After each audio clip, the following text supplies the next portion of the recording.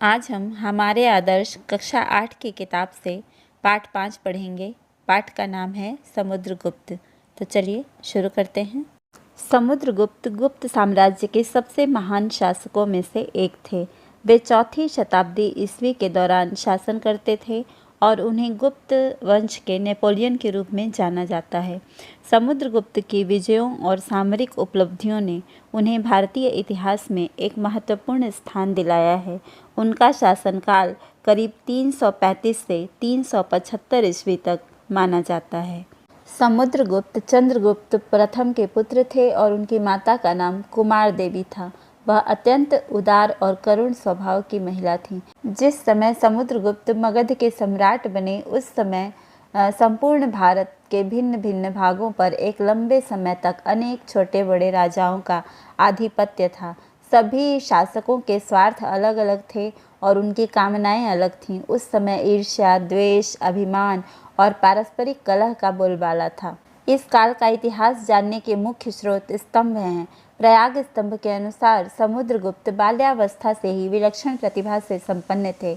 वह साहस और वीरता की प्रतिमूर्ति थे। यही कारण था कि चंद्रगुप्त प्रथम ने अपने जीवन काल में ही उसे अपना उत्तराधिकारी घोषित कर दिया था। बचपन से ही समुद्रगुप्त की यह अभिलाषा थी कि समस्त भारत भूमि को एकता के सूत्र में बांधकर उसे एक सुदृढ़ राष्ट्र का स्वरूप प्रदान किया जाए। यही कारण है कि समुद्रगुप्त ने भारत की शक्ति को खंडित करने वाली देशी व विदेशी ताकतों को नष्ट करने का संकल्प लिया। भारत की राष्ट्रीय एकता की स्थापना हेतु समुद्रगुप्त ने विजय यात्रा प्रारंभ की।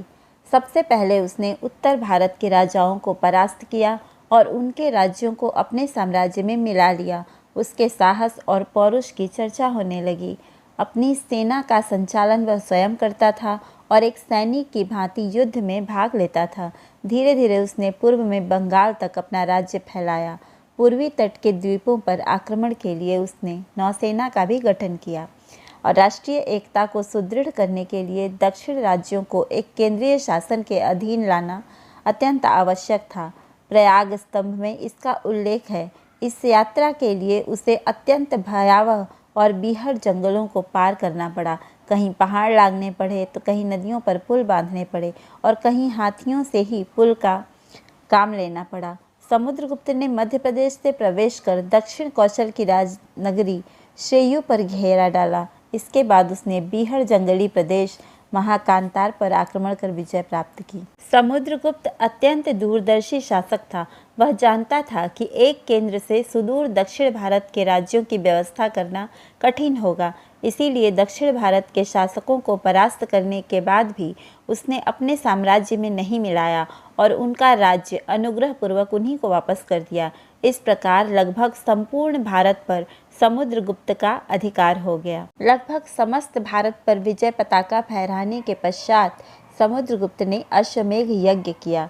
समुद्रगुप्त की शासन व्यवस्था इतनी सुदृढ़ थी कि उसके लगभग 50 वर्ष के शासनकाल में किसी भी क्षेत्र में न अशांति हुई और न किसी ने साम्राज्य के विरुद्ध विद्रोह करने का साहस किया। गुप्त वंश के सभी राज्य हिंदू धर्म के अनुयायी थे।